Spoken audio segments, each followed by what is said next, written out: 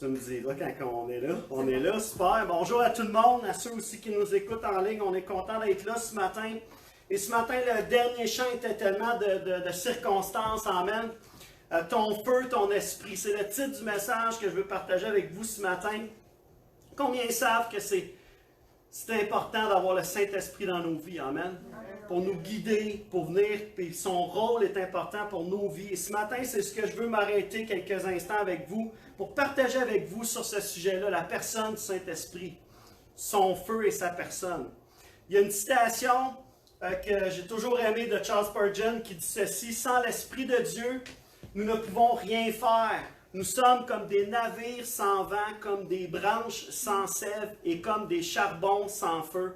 Nous sommes inutiles. » Et intéressant cette pensée, mais cette réalité que comme enfants de Dieu, nous avons besoin de l'Esprit de Dieu. Si Jésus en a eu besoin durant son séjour sur cette terre, je pense que nous sommes, nous aussi, dans le besoin de l'Esprit de Dieu qui remplisse nos vies. Amen. Et qui vienne nous guider. Dans Philippiens chapitre 2, verset 1, ça nous dit « Votre union avec le Christ vous donne-t-elle du courage? Son amour vous apporte-t-il du réconfort? Êtes-vous en communion avec le Saint-Esprit? Avez-vous de l'affection et de la bonté les uns envers les autres? Êtes-vous en communion avec le Saint-Esprit? » Une question que Paul pose ici, êtes-vous en communion avec le Saint-Esprit? Est-ce que vous avez une relation avec le Saint-Esprit? Juste avant d'aller plus loin, j'aimerais ça vous donner une petite illustration par rapport au travail du Saint-Esprit, ce qu'il fait dans nos vies. Je ne sais pas si vous savez c'est quoi un cornichon, si vous aimez les cornichons, si vous aimez les cornichons sucrés, surettes, les gros, les petits, il y en a de toutes les sortes. Hein? On mange surtout ça aux fêtes, hein, les cornichons. C'est rare que j'arrive chez quelqu'un, puis quand je t'ai invité, on sort les cornichons, puis hey, tu veux-tu des bons cornichons? Il me semble que ça ne se sort pas dans toutes les occasions. Je ne sais pas si vous en avez déjà fait maison, ou quoi que ce soit, mais un cornichon, c'est comme un cocon baptisé, genre. Tu sais? C'est un cocon baptisé parce qu'il trempe longtemps dans le jus et dans la marinade. Et quand les cocombes ils sont placés dans le pot, ils sont recouverts d'un jus, hein, la marinade qui est là, comme quand on fait des œufs dans le vinaigre ou peu importe ce qu'on fait. Et là, le pot, on le scelle pour qu'ils reçoivent plus de jus, pour qu'ils soient imbibés, puis trempés là-dedans. Et là, ils sont chauffés, puis ils sont stockés pendant plusieurs semaines. Et l'effet du jus sur le concombre le change tellement qu'on lui donne un nouveau nom. Parce qu'en réalité, moi, quand j'étais jeune, peut-être j'étais un petit peu naïf, mais je pensais que le cornichon et le concombre, c'était complètement deux choses différentes. Tu sais, quand tu es jeune, tu ne le sais pas, tu manges des cornichons. Puis là, à un moment donné, quelqu'un dit c'est un concombre avec de la pleure là, que tu manges, là, finalement. Moi, j'aime pas les cocombes avec la pleure, mais j'aime les cornichons. Mais en tout cas, l'effet du jus sur le concombre le change tellement qu'il prend un nouveau nom et il s'appelle le cornichon. Et là, il y a un nouveau goût, une nouvelle texture, il y a une nouvelle sensation qui se produit quand tu le manges. C'est plus pareil que comme si tu mangeais un cocombe. Y en a-tu qui aiment les cocombes ici? Quelques-uns, hein? Ben, je sais pas, y en a-tu qui aiment les cornichons aussi, qui aiment les cocombes? Ouais, ok, c'est quand même pas pire. Quand même. Et ce qui arrive, c'est que le jus, il modifie les caractéristiques du cocombe. Et je vous donne cette illustration-là parce que j'ai cette illustration-là pour vous illustrer que comme le jus de la marinade du cocombe, du cornichon, qui fait le cornichon, va de l'extérieur vers l'intérieur du cocombe pour le transformer, le Saint-Esprit lui agit de l'intérieur vers l'extérieur. Amen? C'est le même travail que fait le Saint-Esprit dans nos vies, mais lui, il commence vers l'intérieur et là, ça paraît vers l'extérieur. C'est pour ça que vous les reconnaîtrez à leurs fruits. Les fruits de l'esprit qui sont là, la maîtrise de soi, la patience, ces choses-là qu'on voit dans Galates, qui nous dit que toutes ces choses-là sont le fruit de l'esprit. Et pourquoi? Parce que le Saint-Esprit, c'est son travail. Il veut qu'on passe de cocon à cornichon. Je sais que c'est péjoratif, cornichon, quand tu y penses. Peut-être qu'il y en a qui disent c'est un cornichon, lui, en voulant dire d'autres choses. Mais je souhaite que quelqu'un me dise à un moment donné, c'est un cornichon en voulant dire que lui, il est rempli de l'Esprit de Dieu. Peut-être utiliser cette expression-là d'une autre façon. Galates chapitre 5, le verset 16 nous dit « Voici donc ce que j'ai à vous dire. Laissez le Saint-Esprit dirigez votre vie et vous n'obéirez, voyons, tableau, et vous n'obéirez plus, on l'a, au désir de votre propre nature. On va couper ça au montage. Sinon, on a l'air d'un cornichon. Mais laissez le Saint-Esprit diriger votre vie et vous n'obéirez plus au désir de votre propre nature. Et Galates chapitre 5, le verset 25 nous dit, « Si nous vivons par l'Esprit, laissons-nous aussi conduire par l'Esprit. » On va prier ensemble ce matin pour la parole. Père éternel, on veut prier ce matin pour cette parole, Seigneur Dieu, que tu as placée, Seigneur Dieu, dans mon cœur ce matin. Au-delà que tu l'as mis dans mon cœur, qu'elle puisse se transposer dans le cœur de chacun ce matin. Que cette parole puisse être semée, que tu puisses arroser, que tu puisses, Saint-Esprit, venir et venir toucher les cœurs avec cette parole ce matin. Tu dis qu'il n'y a aucune parole qui revient à toi sans effet. Et ce matin, nous croyons dans la puissance de ta parole et je te prie ce matin que tu puisses bénir cette parole. Dépose ton onction sur moi afin que je puisse partager le message que tu m'as donné ce matin pour cette Église dans le nom de Jésus. Amen. Amen. On va regarder trois choses ce matin sur les caractéristiques, sur ce que la personne du Saint-Esprit produit dans nos vies ou ce qu'il est en réalité pour nous.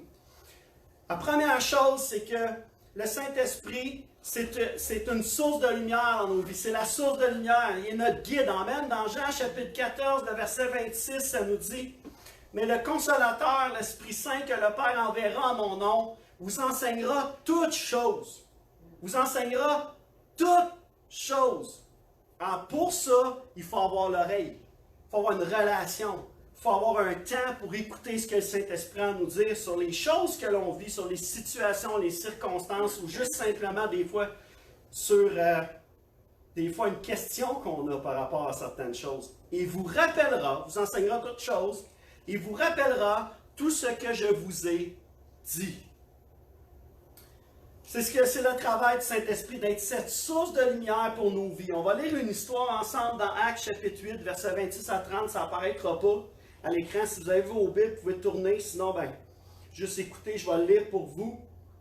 Mais dans le verset 26, Actes chapitre 8, versets 26 à 30, on a l'histoire ici de Philippe. Et Philippe, c'est un disciple, un apôtre, et qui apporte l'Évangile un peu partout. Et à un moment donné, Philippe se fait approcher de cette façon-là au verset 26, et ça dit, un ange du Seigneur s'adressa à Philippe et lui dit, « Lève-toi, pars en direction du sud, prends la route qui descend de Jérusalem à Gaza, celle qui est déserte. » Il se leva immédiatement. Et se mit en route. Et voici qu'il rencontra un haut dignitaire éthiopien, administrateur des biens de Candace, reine d'Éthiopie. Cet homme était venu à Jérusalem pour adorer Dieu. Il était sur le chemin du retour et assis dans son char, et pas dans sa voiture. Là. Son char ici, ça veut dire avec des chevaux. Là. Des fois, là, tu sais. Il lisait à haute voix un passage du prophète Ésaïe. L'Esprit dit à Philippe, verset 29, l'Esprit dit à Philippe, avance jusqu'à ce char et marche à côté de lui. Verset 30, Philippe courut et entendit l'Éthiopien lire dans le livre du prophète Ésaïe. Alors il lui demanda, comprends-tu ce que tu lis? Et si vous connaissez l'histoire, si vous lisez le reste de l'histoire, je vais vous le résumer ce matin. Mais si on lit le reste de l'histoire, on se rend compte ici que Philippe écoute l'Esprit de Dieu qui lui dit, rends-toi à telle place. Arrivé à telle place, fais ça, Philippe. Et là, Philippe entend telle chose, il est guidé par l'Esprit encore, commence à demander, est-ce que tu comprends ce que tu es en train de lire? Est-ce que tu saisis ce qui est écrit là? Et le gars va dire, ah non, je ne saisis pas tout. Et là, Philippe va commencer à partager l'Évangile avec lui. Qu'est-ce qui arrive? On le sait, hein? Il dit, qu'est-ce qui m'empêche d'être baptisé? Qu'est-ce qui m'empêche de devenir un cornichon? Rien t'empêche de devenir un cornichon. Il n'y a rien, tu as juste à accepter Jésus dans ta vie. Puis il se fait baptiser là, sauvé, il revient chez lui en Éthiopie. Et probablement, même si on n'a pas de fait historique en tant que tel, c'est un homme important, un dignitaire, on sait que l'Éthiopie a été courtisée, on va dire ça comme ça, par l'Évangile à cause qu'il y a eu cette intervention-là de la part de Philippe. C'est pas super extraordinaire comment Dieu fait les choses, puis l'Esprit de Dieu fait les choses. Amen. C'est la source de lumière dans nos vies. C'est notre guide. Et des fois, le Saint-Esprit nous parle, nous dit des choses et on fait « Ah, c'est pas important. Ah, c'est pas le Saint-Esprit qui me parle. C'est d'autres choses. » Et Philippe, lui, s'est même pas posé la question. Quand l'ange il a apparu puis qu'il a dit « Va là », Philippe s'est levé. Et quand l'Esprit a dit « Marche à côté du char », il a marché à côté du char. Et c'est ce qui est arrivé. On voit qu'est-ce qui est arrivé. Et je crois sincèrement que comme le feu nous éclaire lorsque les ténèbres font surface, qui est une réalité quand il fait bien noir, le Saint-Esprit aussi joue ce rôle-là dans nos vies. Amen. C'est une source de lumière, c'est un guide dans nos vies. Quand les temps sont plus difficiles, quand les ténèbres cherchent à se tailler une place dans nos vies. Parce que Satan cherche constamment quelqu'un à dévorer. Et quand les ténèbres sont là et ils surviennent, le Saint-Esprit est là avec nous. Il guide nos pas sur la voie que Dieu a tracée pour nos vies. Amen. On est destiné à vivre de grandes choses, comme Philippe l'a vécu. On doit apprendre à marcher dans l'Esprit. Il y a une chose qui est certaine, c'est que si j'avais écouté une logique quand je m'emmenais ici, j'avais écouté juste mes pensées à moi, je ne serais pas venu ici. Il y a trop d'illogique à venir sans expérience, prendre la place ici, prendre une église, de quitter mon patelin à 8 heures, puis de m'emmener ici en Abitibi quand les hivers durent 6 mois. Ben, je ne sais même plus, je pense que ça dure combien de temps? L'hiver, 4 mois d'habitude. En tout cas, peu importe, c'est la moitié de l'année, mais je suis content cette année. C'est peut-être le plus bel été que vous vivez en Abitibi. Puis ça, c'est parce que je suis là. J'ai dit au Seigneur, Seigneur, il faut que tu me fasses aimer. Non, je dis ça, c'est en blague, c'est pas vrai. Mais c'est vraiment un bel été qu'on a et Dieu nous bénit à travers l'été qu'on a. Amen. On va en profiter parce qu'on sait que l'hiver va être long. C'est ça qu'il faut. Ok, on ne se dira pas ça, ok? On va dire que l'hiver va être court. Mais vous comprenez ce que je veux dire. Le Saint-Esprit était là, il a parlé à nos cœurs. Vous connaissez comment Dieu nous a emmenés jusqu'ici. Il a parlé à nos cœurs, il a mis les choses en évidence. Il a été une source de lumière pour nos vies. Et encore aujourd'hui, c'est lui qui nous guide. Amen. C'est lui qui nous guide.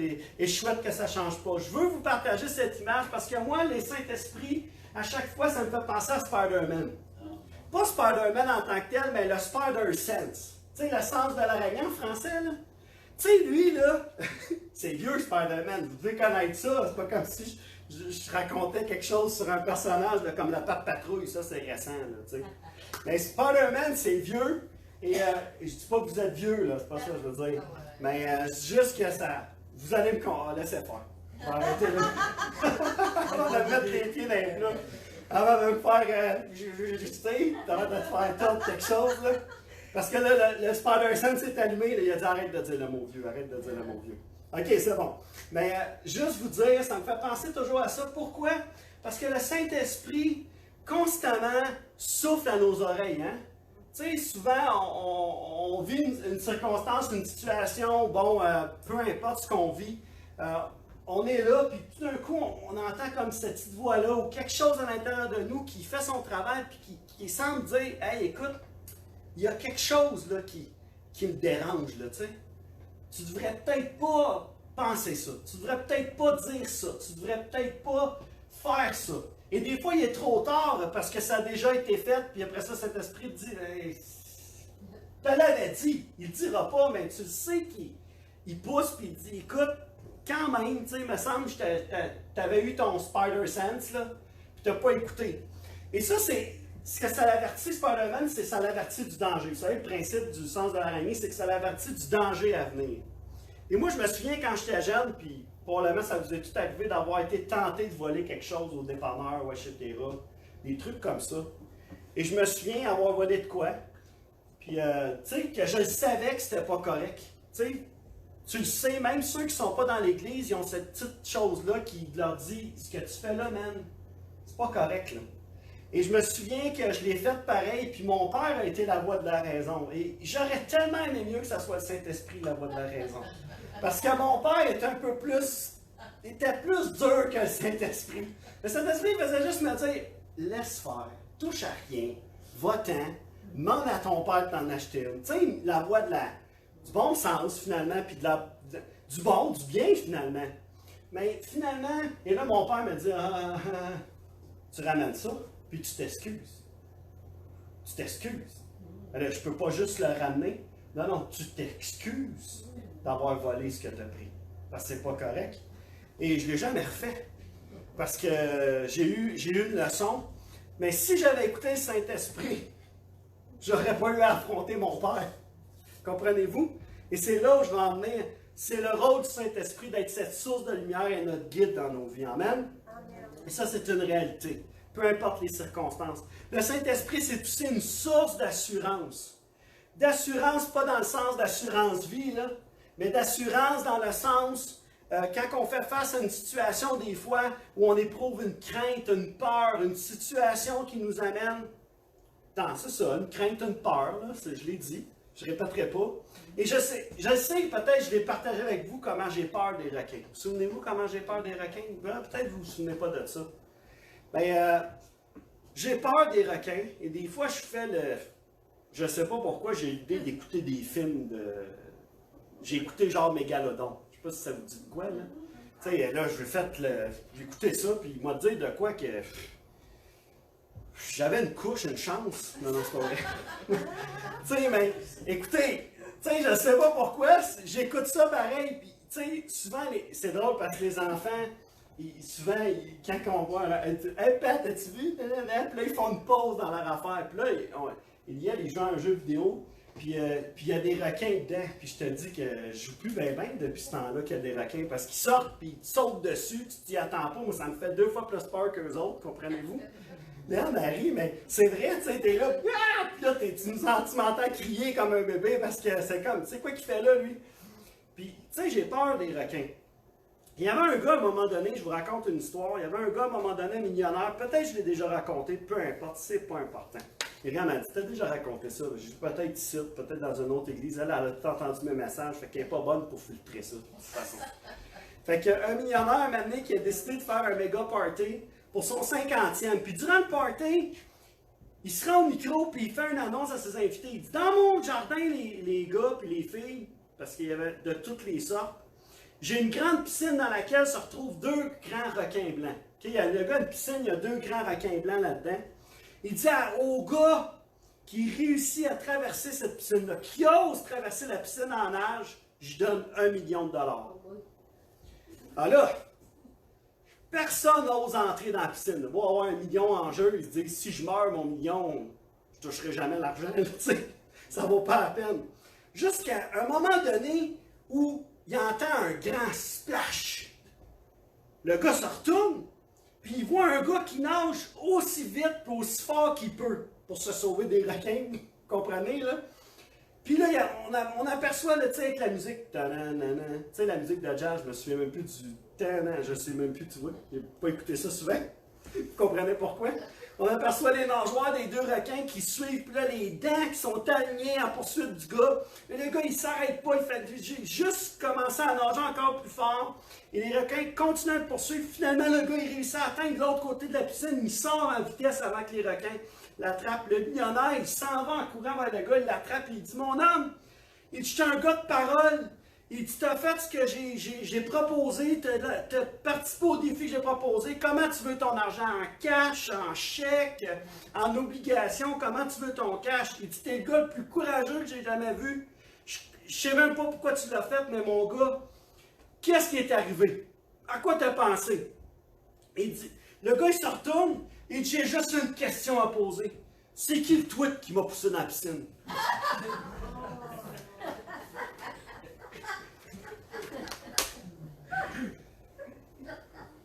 Voyez-vous, pas par choix. Le gars ne l'avait pas fait par choix, parce qu'il connaissait le danger, comprenez-vous? Et des fois, le Saint-Esprit va être un peu comme ce gars-là qui pousse, parce que par choix, on ne fera pas nécessairement les choses parce qu'on a peur ou crainte. Et il va faire comme juste un... Hop, vas-y. Là, toi, t'es pris à quoi? Tu nages le plus vite que tu peux. Parce que tu as été poussé à une place, peut-être que tu n'étais pas préparé. Puis tu fais juste, tu sais, mais des fois, le Saint-Esprit, il y a cette petite... Un moment donné, j'avais une vidéo d'un chat que je montrais à du monde. Je montrais comment un chien, je ne l'ai pas avec moi, c'est plate, là, je viens d'y penser. J'avais pris ça dans une retraite de jeunesse, là, je montrais comment un chien prenait soin de son petit pour descendre les escaliers. Puis là, il prend une marche à la fois, puis il prend par le gras là, du cou, là, vous savez ce que je veux dire, avec ses dents, puis là, il descend tranquillement. Et le chat, lui, ce qu'il fait, c'est que tu vois la vidéo, là, t'as le petit bébé chat qui est sur le bord des marches, puis t'as la maman chat qui fait, elle pousse avec sa patte, puis il déboule les marches. Tu vois la différence entre les deux, où tu as le chien qui agit d'une façon, puis j'avais dit à mes jeunes, vous voyez, des fois, le Saint-Esprit, c'est ce qu'il fait. On est là, on a peur, on est sur le bord des marches, on ne sait pas trop s'il faut descendre, puis lui, tout ce qu'il fait, c'est « Ah ouais, vas-y, mon homme. » Puis, des fois, ça nous prend ça. D'autres fois, il va faire différemment. Je ne dis pas qu'il fait toujours ça. Mais pensez à Jésus qui a été poussé par l'Esprit. On va le voir tantôt. Jésus qui a été poussé par l'Esprit. Parce que souvent, de nous-mêmes, avec la logique des deux requins dans la piscine, on ne serait pas sauté dans la piscine. Romains 8,15 nous dit « Car l'esprit que vous avez reçu n'est pas un esprit qui vous rend esclave et vous remplisse encore de peur, mais c'est l'Esprit Saint qui fait de vous des enfants de Dieu et qui nous permet de crier à Dieu « Abba, ô mon Père ». Et dans 2 Timothée, chapitre 1, verset 7, dans la version Parole vivante, ça nous dit « Car ce n'est pas un esprit de timidité, de lâcheté ou de défaitisme que Dieu nous a donné, mais un esprit de courage, d'amour et d'enthousiasme. C'est un esprit actif et aimant, qui nous rend forts et aimants. Il nous donne un jugement saint et une parfaite maîtrise de nous-mêmes. » Ça, c'est ce que le Saint-Esprit fait. C'est une source d'assurance. Amen. La peur est un ennemi redoutable pour le croyant. On regarde tout ce que les hommes de foi, les héros de la foi ont fait. Pourquoi qu'on les appelle les héros de la foi? La plupart d'entre eux ont été confrontés à des situations où c'était quand même effrayant, les situations dans lesquelles ils se sont retrouvés. Pensez à Élie, qu'il a tranché la tête de 400 prophètes, puis après ça, il est allé se cacher. Il vient de trancher la tête de 400 prophètes sous l'influence remplie du Saint-Esprit, étant convaincu que c'était la chose à faire, puis que Dieu avait montré, il fallait qu'il tranche la tête des 400. 400, là, tu sais, moi, ça m'aurait dégoûté, lui, 400. Parce qu'il était convaincu, c'est ce que le Saint-Esprit avait demandé. Puis la minute où Jézabel a dit, va faire la même chose, il fuit. Il fuit, puis il s'en va se cacher. Et Dieu va le chercher, puis il dit, Élie, j'ai pas fini avec toi. Ah, prends ma vie, Seigneur, je ne veux plus rien savoir, c'est fini, ils veulent me tuer, c'est fini pour moi. Puis Dieu, il dit, j'ai pas fini avec toi, parce que j'ai encore besoin de toi, parce qu'il faut que tu ailles oindre Élisée. Parce que j'ai un plan pour sa vie. J'ai pas fini. Et malgré la peur, le Saint-Esprit est cette source d'assurance dans nos vies. Amen. Et ils n'ont pas cédé. Et pensons à David avec Goliath. Moi, quand je pense à David et Goliath, je pense aux Canadiens et les Flyers. Je m'excuse, mais la dernière game, David a battu Goliath. Puis pas juste un peu. Puis d'après moi, on lui a coupé la tête. Je ne veux pas trop m'avancer, mais en soir, là, on va voir si on lui a coupé la tête comme il faut. En tout cas, une affaire qui est certaine, c'est qu'ils ont mangé des roches la dernière game. Mais tu sais, 1 Samuel 17, 45-46, David dit aux Philistins, on connaît l'histoire, je vais juste vous lire une partie de l'histoire. David dit aux Philistins, tu marches contre moi avec l'épée, la lance et le javelot. Et moi, je marche contre toi au nom de l'Éternel des armées, du Dieu de l'armée d'Israël que tu as insulté. Et verset 46 nous dit, aujourd'hui, l'Éternel te livrera entre mes mains. Je t'abattrai et je te couperai la tête. Aujourd'hui, je donnerai les cadavres du camp des Philistins aux oiseaux du ciel et aux animaux de la terre, et toute la terre saura qu'Israël a un Dieu. Et ce qui faisait la différence entre David et Goliath, c'est pas compliqué. La Bible nous dit que David était rempli de l'Esprit de Dieu. David, qui affirmait, était rempli de l'Esprit de Dieu. Il dit, comme j'ai arraché la brebis de la gueule du lion, je vais tuer ce gars-là, parce que Dieu ne se laissera pas intimider par quelqu'un comme ça. Puis Dieu va me donner la force pour le faire. David était tout petit, Goliath a ri de lui. Pourtant, il a mis le géant à terre, parce que Dieu l'avait chargé d'une mission. Amen. Et comme David face à Goliath, le Saint-Esprit nous remplit de la même assurance dans le plan que Dieu a pour nos vies, la destinée que Dieu a pour nos vies. Amen. La troisième et dernière chose que je vais partager avec vous, c'est que le Saint-Esprit est une source de puissance. Dans l'histoire de David et Goliath, on le voit, oui, c'est une source d'assurance, mais le Saint-Esprit est aussi celui qui a permis à David de vaincre Goliath et d'être cette source de puissance qui l'animait. Amen. Tu sais, quand David a lancé sa roche, là, je m'excuse, là, mais un petit bonhomme de 80 livres, là, ou je ne sais pas comment il pesait, qui lance une roche, puis qui met à terre le gars, qui sonne un gars avec une roche. T'as beau savoir lancer des roches, il y a quelqu'un qui a poussé la roche. Tu sais, il y a une puissance qui était là derrière, qui a rempli David à ce moment-là. Et c'était parce que David était destiné à tuer Goliath. Mais il y a cette source de puissance qui est le Saint-Esprit pour nous. Dans Actes chapitre 1, verset 8 nous dit, « Mais vous recevrez une puissance, le Saint-Esprit survenant sur vous, et vous serez mes témoins à Jérusalem, dans toute la Judée, dans la Samarie, jusqu'aux extrémités de la terre. » Et on sait que ici, on a l'encouragement ici qui vient avec de dire d'attendre que cette puissance vienne afin de la recevoir. Amen. Et nous devons aussi nous attendre à ce que le Saint-Esprit remplisse nos vies et chercher constamment à être rempli, la Bible nous dit, du Saint-Esprit. Et ça nous demande d'avoir une relation avec lui, de demander des conseils, de parler avec lui, d'être à son écoute. Actes chapitre 4, verset 31 nous dit, « Quand ils eurent fini de prier, la terre se mit à trembler sous leurs pieds, à l'endroit où ils étaient assemblés. Ils furent tous remplis du Saint-Esprit et annonçaient la parole de Dieu. » Et vous, le Saint-Esprit est une source de puissance. Dans Luc chapitre 4, verset 1, on voit que Jésus a été poussé par l'Esprit dans le désert. Amen. Jésus a été tenté également. C'est le Saint-Esprit qui a poussé Jésus à aller dans cette direction, afin que Jésus puisse atteindre pleinement le plan que Dieu avait pour sa vie. Et probablement aussi pour nous donner l'exemple de ce qu'il faut faire quand la tentation vient. Mais Jésus a été poussé par l'Esprit, comme on l'a vu tantôt avec l'image du chat, puis tout ce qu'on a vu tantôt. Le mot puissance qui est utilisé ici pour décrire le Saint-Esprit, c'est le mot dynamisme. Et probablement, je ne vous apprends pas ça, on l'a entendu peut-être à d'autres reprises dans d'autres prédications, mais je vais mettre un emphase particulier ce matin là-dessus. C'est la même racine que pour le mot dynamite, OK? Et ça signifie en d'autres mots que la puissance qu'on a reçue, c'est comme de la dynamite. C'est comme une explosion de puissance. Et avec la dynamite, vous savez ce qu'on fait avec la dynamite? On trace des routes. C'est comme ça qu'on trace des routes. On fait sauter des montagnes. C'est ça, en Abitibi, ici, vous en avez fait sauter une couple. Quand tu regardes les bancs, là, quasiment des falaises, là, des fois, des places, quand tu montes et tu descends, ça c'est parce qu'ils ont fait exploser de la dynamite, là, puis là, ils ont tracé une route en plein milieu de ce qu'il y avait là. Et on fait des chemins de fer, c'est comme ça qu'ils faisaient les chemins de fer.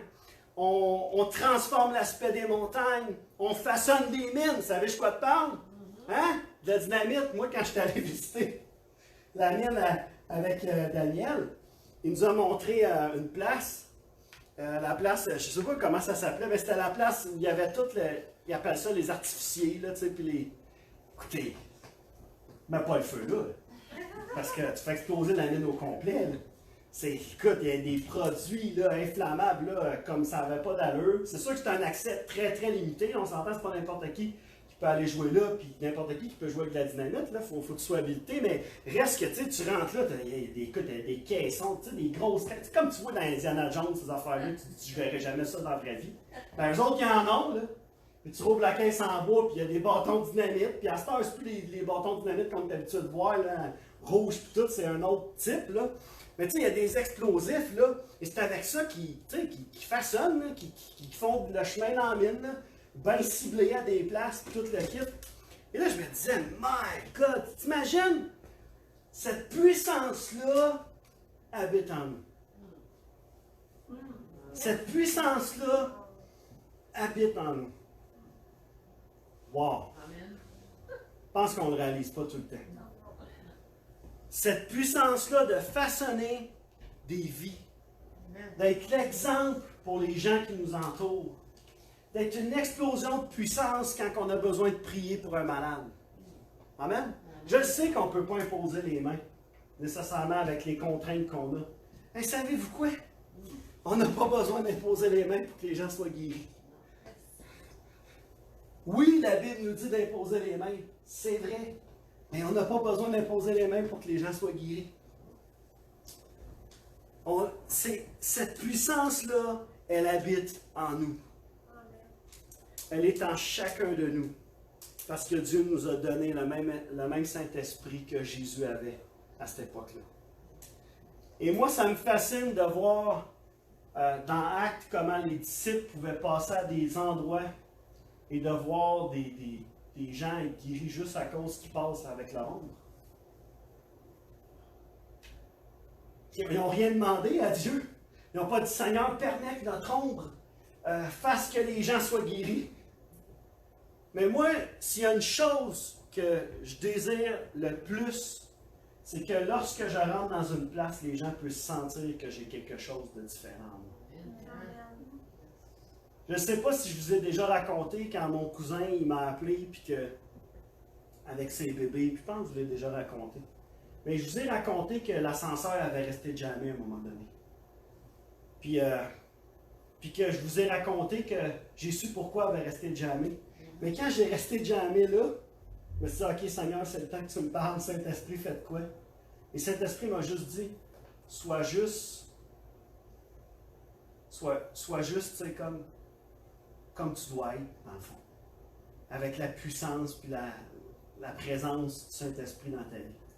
Et là, je suis sorti de l'ascenseur et je me souviens au moment où je suis rentré dans la salle que l'atmosphère a changé. C'est pas moi qui a fait changer l'atmosphère de détresse, de tristesse, de déception en joie, mais c'est le Saint-Esprit. Et je me sentais quasiment coupable parce que d'avoir changé cette atmosphère-là en joie, parce que c'était peut-être pas le meilleur moment pour que les gens rient. Mais c'est comme si le Saint-Esprit disait, non, ça c'est pas ta job, c'est la mienne. C'est la mienne. Puis je me souviens que j'ai même pas payé le stationnement parce que j'ai pas de temps de niaiser avec ça. J'ai dit, Seigneur, si je veux avoir un ticket, j'en mangerai un. Finalement, je suis sorti de là à 4 h du matin et je n'ai jamais mangé de ticket. Mais je veux juste dire par là, le Saint-Esprit, cette source de puissance-là qui doit nous habiter, qui doit nous remplir et qu'à chaque lieu où on doit être capable de transporter cette puissance-là avec nous. Amen. Et je ne dis pas qu'on doit guérir les malades avec notre ombre à chaque fois qu'on passe à côté de quelqu'un. Mais j'espère pour plus, honnêtement. Dans le sens où, pourquoi est-ce que le Saint-Esprit aurait changé aujourd'hui? Pourquoi est-ce que sa puissance aurait changé? En quoi sa puissance, elle a changé? La seule raison, c'est nous. On limite. On a peur.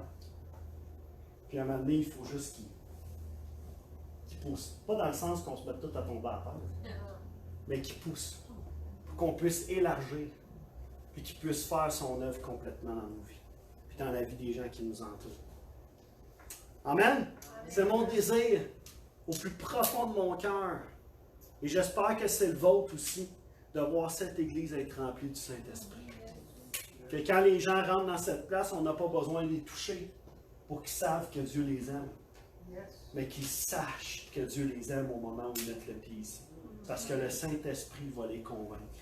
Amen. Cherchons constamment à être remplis de cette puissance qui nous pousse à agir, à marcher dans la pleine identité et destinée que Dieu a prévue pour chacun de nous.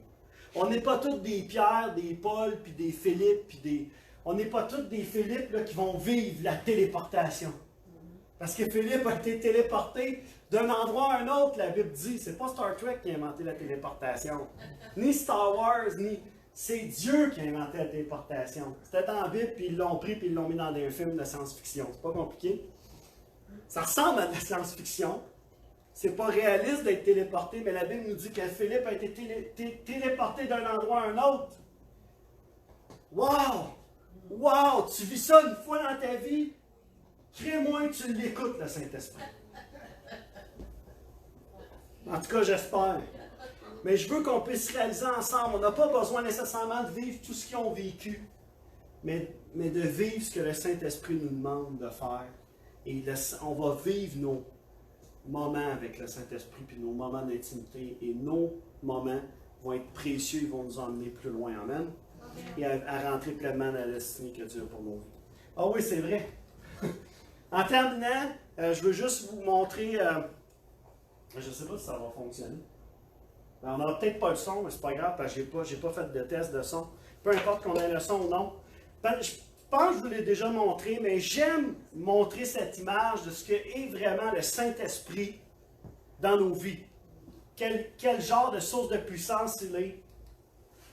Et vous avez peut-être déjà vu cette scène-là. Là, ça bug pas mal. Là. La maille, ça bug. Ok, ça vient de la poignée. Non, ça bug. C'est pas grave.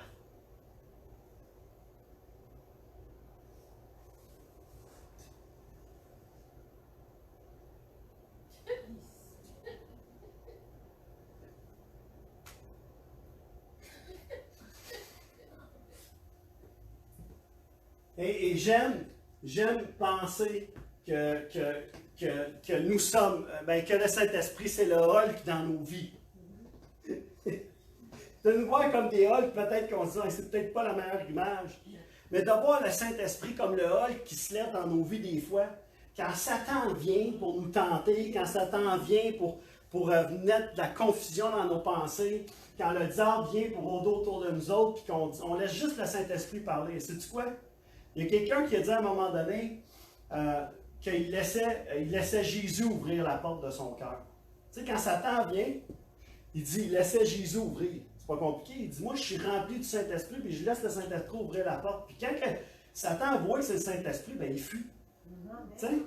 Et il faut pour ça, il faut être rempli. Il faut chercher constamment à être rempli. Mais j'aime cette image de cet esprit peut être le Hulk, que quand les pensées viennent, lui arrive, puis il fait comme, tiens-toi, tiens-toi. Tiens-toi, tiens-toi. Puis là, il est à terre. C'est lui qui est en douleur. Pas nous autres qui souffrent, mais lui qui est en douleur. J'aime penser et je veux croire que c'est cette source de puissance qui habite en moi. Amen. Amen. Zacharie chapitre 4, en terminant, verset 6 nous dit, « Cette œuvre, vous l'accomplirez ni par votre bravoure, ni par la force, mais par mon esprit. Le Seigneur des armées célestes le déclare. » Et peut-être qu'une aventure avec le Saint-Esprit peut ressembler à ceci. Quand Dieu dit, j'ai un plan pour ta vie, à quoi ça peut ressembler ça, un plan pour ma vie, Seigneur? Le Saint-Esprit est tout excité de l'idée de te tenir par la main et de dire, viens-t'en mon homme, on va vivre toute une aventure, puis toi, tu es juste là, puis tu es apeuré parce qu'il s'en vient. Comme le petit gars sur la photo. Tu sais, check le Saint-Esprit. Il est excité au bout, lui. Il est content que tu nages dans la piscine avec les deux requins. Tu vas voir, Dieu va travailler ta vie avec les requins. Dieu va travailler ta vie pendant que tu es dans la piscine. Puis toi, tu es là, pas sûr. Pas sûr que j'ai le goût que ça continue, cette histoire-là. Pas sûr que c'est ce que je veux vraiment. Mais ce qu'on veut vraiment n'est pas si important, finalement. Ce que Dieu veut, lui, est important. Amen. Alors, plus que jamais, je crois qu'on a besoin de nous laisser remplir par la personne du Saint-Esprit. Sa lumière, l'assurance qu'il donne, sa puissance pour entrer pleinement dans la destinée que Dieu a pour nos vies. Et ce matin, j'avais juste à cœur de partager cette pensée avec vous, qu'on a besoin du Saint-Esprit dans nos vies, qui est cette source de lumière, cette source d'assurance, cette source de puissance pour chacun de nous. On va se lever ensemble en terminant. On va prier. Peut-être, je ne sais pas s'il y en a d'entre vous qui ont des besoins, vous aimeriez ça, qu'on prie pour vous. Juste à lever la main là où vous êtes, puis on va juste prendre le temps de prier. Clémence, je vois ta main, Clémence. D'autres gens. Nathalie, je vois ta main, super. Monsieur Portalance, parfait. On va prier pour vous. Maria, je vois ta main. Ah, mais est-ce qu'on peut juste étendre la main? C'est bon, tu peux. Merci à vous d'avoir été là en ligne avec nous. On va se quitter là-dessus. Passez une belle semaine. Nous, la semaine prochaine, on n'est pas là. On est en vacances à partir de là, quand on finit la réunion. Puis,